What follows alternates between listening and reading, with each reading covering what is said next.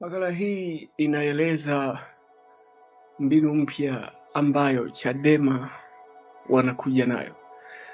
Kupitia mbinu hii tunadiriki kusema huu ni mtihani mpya kwa Rais Samia. Chadema wameweka mtego wao. Rais Samia ataweza mtego huu? Sasa ungana nami ili twende moja kwa moja katika mjadala. Kwanza nitaeleza mtego wenyewe wa Chadema, kisha nitafafanua zaidi. Chadema wametangaza kupitia kiongozi wao ambaye ni naibu katibu Bwana Golugwa, wametangaza wiki ya maazimisho ya Chadema, wakiazimisha kutimiza miaka 33 tangu kiwe chama cha kisiasa, akieleza kwamba kilipata usajili wake mwaka 1993. Kwa bila shaka wanasherekea miaka 33. Sasa katika sherehe hizi, kwa mujibu wa Amani Golugwa, naibu katibu mkuu wa Chadema, wiki hii maazimisho haya yatafanyika kwa wiki nzima. Sasa mtego wenyewe ni mambo ambayo yametajwa kwamba yatafanyika. Sasa kwa mujibu wa Golugwa, yatakayofanyika ni mambo gani, na baadaye nitakueleza kwa nini huu ni mtego mpya na kwa nini hii ni mbinu mpya ambayo pengine huenda ikaleta changamoto kadhaa ambazo tutazieleza hapo mbele. Golugwa anasema kwamba akiwawakilisha Chadema, anasema katika maazimisho haya ya siku 7, ndani ya siku 7 watatembelea wahanga wa Oktoba 29, lakini watatembelea wafungwa, hususan zaidi watajikita katika wafungwa waliofungwa kwa makosa ya uongo, lakini watatembelea makaburi ya mashujaa wa chama waliofia katika chama, lakini itafanyika michezo. Gen Z watacheza na wazee, Gen Z watacheza na wazee. Boniai ndio ataratibu jambo hili, na wakaeleza basi viongozi wote waratibu, wahakikishe mambo haya yanakwenda vizuri kabisa. Sasa kwa nini tunasema huu ni mtego? Huu ni mtego mkubwa sana. Ni mtego kwa sababu kutembelea wahanga wa Oktoba 29 ndio mtego wenyewe, mtego wa nchi kuingia katika makovu yasiyofutika.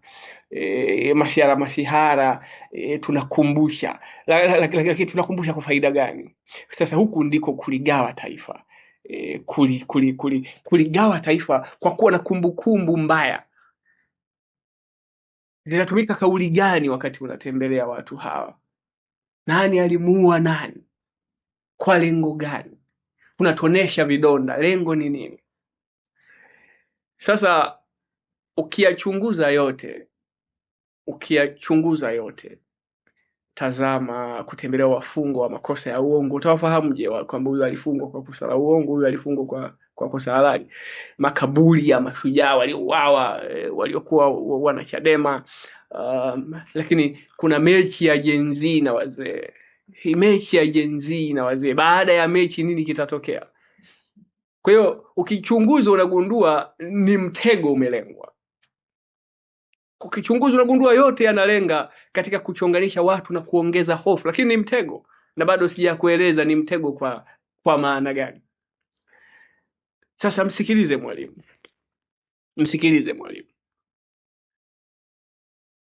Kwa nini tunasema ni mtego? Kwa nini tunasema ni mtego? Ukichunguza kwa makini, kauli hizi zina lengo moja tu. Hakuna kingine kinachotafutwa hapa. Zinatafutwa bunduki zitumike. Ndicho kinachotafutwa na kauli hizi. Na huu ndio mtego wenyewe. Bunduki zimetulia, sasa zinatafutwa. Usalama ufunguliwe, zianze kuwashwa. Zinatafutwa bunduki. Hii ni mbinu ya uchokozi, kuhamasisha ghasia ili bunduki zitumike. mbinu hii. Sasa inafikirisha sana unapoona tunapokuwa tunapambana kujenga nchi, tunapokuwa tunapambana kupiga hatua, tunapokuwa tunapambana na mabeberu ili tuweze kumiliki rasilimali zetu wenyewe, tunapokuwa tunatamani kufika mbali, tunatamani kuboresha maisha ya watu, lakini chama kinaanza kutumia mbinu ya kuzichokonoa bunduki zitumike. Hapa zinatafutwa bunduki, yanaanzishwa matata, bunduki zitumike. Sasa chama kinapofikia hatua ya kutokuuthamini uhai wa watu, huku ni kutokuthamini uhai. Uhai unataka kutumika kuhalalisha, kwa sababu lengo ni kutafuta bunduki zitumike, vifo vitokee, orodha iongezeke walikufa watu kadhaa. Sasa hii idadi ndio itakipa pengine sifa chama hiki sasa, kwa sababu ili huyu aondoke lazima kuwe na vifo. Sasa vifo vikiwa vingi, huyu pengine ataondoka sasa, kama tunavyotaka kuaminishwa. Kwa hiyo tunatumia mtaji wa vifo. Sasa Chadema wanaacha njia. Mmoja ananikosoa hapa pembeni, asema tayari wameshaacha. Asante sana. Chadema wameacha njia. Chadema wameacha njia. Chadema ya Mbowe iliyokuwa na wabunge wengi kwa kipindi alichofanya Mbowe, na Chadema hii ya Tundu Lissu ya mwaka mmoja tu wa Tundu Lissu. Chadema inataka kuingia madarakani kwa gharama yoyote. Kitu cha kwanza kukiheshimu katika maisha, tunaombwa sana tuheshimu uhai. Hakuna jambo lolote zuri katika dunia hii kama kuheshimu uhai. Uhai wa mwanadamu unatakiwa uheshimiwe kwa gharama yoyote ile. Sasa tunapoona matamko ambayo yanaweka rehani uhai wa watu, tunakiogopa chama hiki. Mwalimu anaogopa. Mwalimu anatetemeka. Mambo gani haya? Sasa Chadema wameacha njia, lakini pamoja na kwamba wameacha njia, bado wana nafasi ya kumsikiliza Mwalimu. Pengine Mwalimu anaweza akasikilizwa na Chadema. Pengine anaweza wakamsikiliza. Kesho wakaja na tamko, tumemsikiliza Mwalimu, katushauri, tumefuta yaliyopita. Sasa Chadema msikilize Mwalimu. Wameacha njia, lakini wana nafasi ya kurudi katika njia. Sikilize Mwalimu. Julius Kambarage Nyerere alipokuwa akipigania uhuru wa Tanganyika, alikuwa akipambana na watu hatari zaidi, wakoloni ambao hawakuwa tayari kuachia uhuru. Walikuwa ni hatari kwa sababu kwanza hawakuwa Watanzania wenzetu. Walikuwa ni wageni tu. Hawakujali uhai wa mtu mweusi, wakoloni.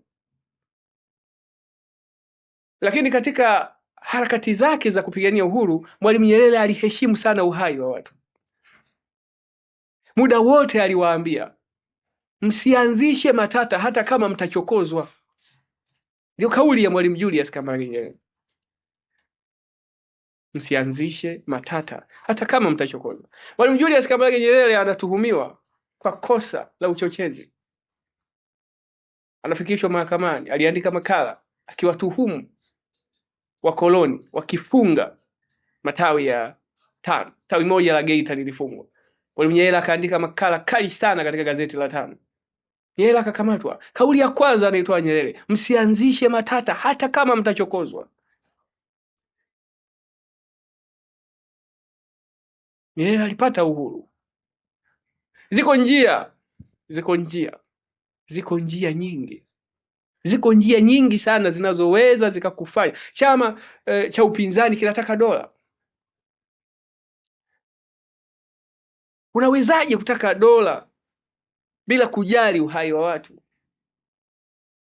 Chama kinaweza kikapata dola kwa kujali uhai wa watu, na ukapata dola vizuri kabisa. Unaweza ukaipata dola. Kumbuke Chadema ya mwaka 2010. Kumbuka Movement for Change. Karibia kila uchaguzi mdogo Chadema ilikuwa ikishinda uchaguzi.